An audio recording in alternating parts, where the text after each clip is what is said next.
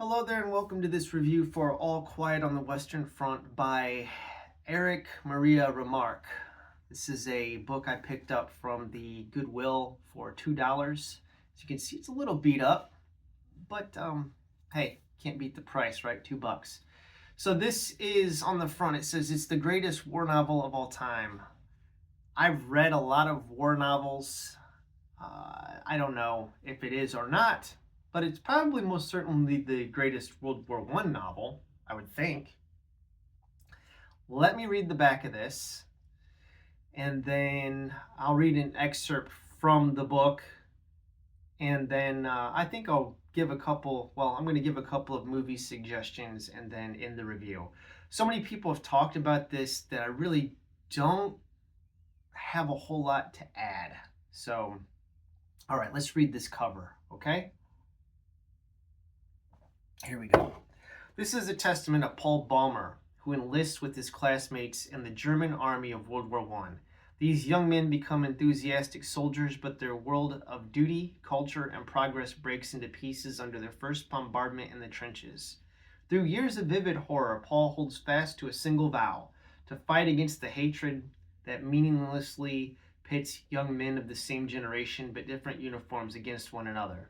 If only he can come out of the war alive. So there you go. There's the summary. I will read one excerpt from the book that I marked here that spoke to me. This is from page 263. Here we go. I am young and am 20 years old, yet I know nothing of life but despair, death, fear, and fatuous superficiality cast over an abyss of sorrow. I see how peoples are set against one another, and in silence, unknowingly, foolishly, obediently, innocently slay one another. I see that the keenest brains of the world invent weapons and words to make it yet more refined and enduring. And all men of my age, here and over there, throughout the whole world, see these things. All my generation is experiencing these things with me. What would our fathers do if we suddenly stood up and came before them and proffered our account? What do they expect of us if a time ever comes when the war is over? Through the years, our business has been killing. It was our first calling in life. Our knowledge of life is limited to death. What will happen afterwards? And what shall come out of us? So as you can see, it's really thought-provoking. Is this the greatest book on war ever written? I don't know.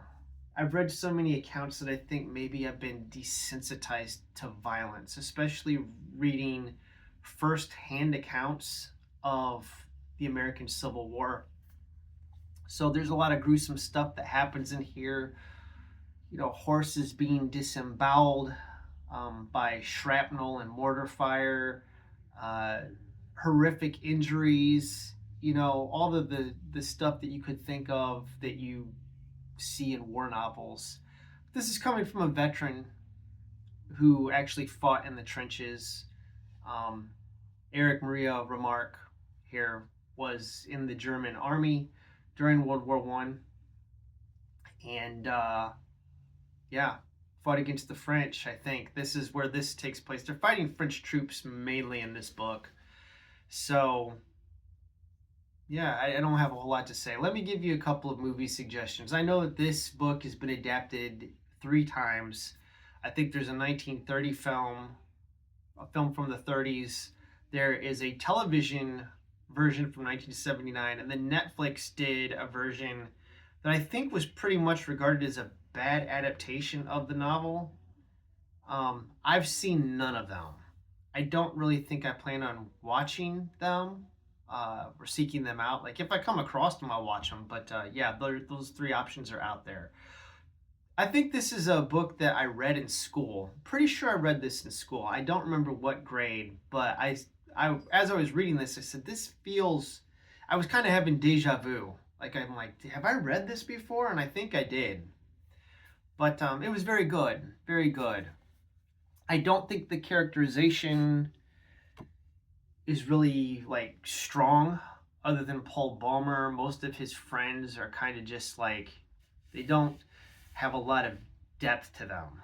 So I think that's the one drawback of the book that I would say when people started to die, like I didn't feel, I think, the real impact of it.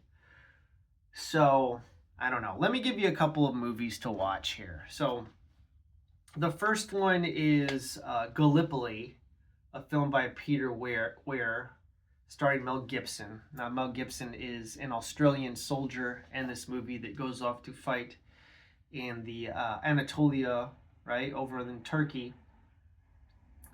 And I'll just read the blurb on the back. This is a very good movie that deals with very similar themes of honor and friendship in war.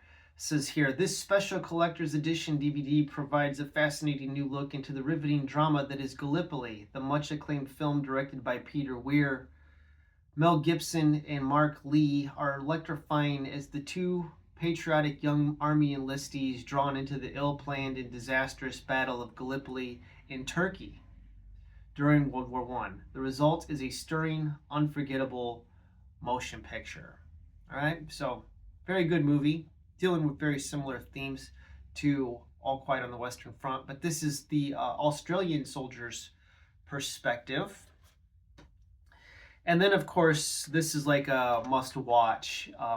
They Shall Not Grow Old, the Peter Jackson documentary, where they take old black and white footage and then colorize it. Read the back of this as well. Absolutely everyone should see this film, says Brian Venner of Daily Mail. Marking the centenary, that's 100 years, folks. I think this came out in 2017.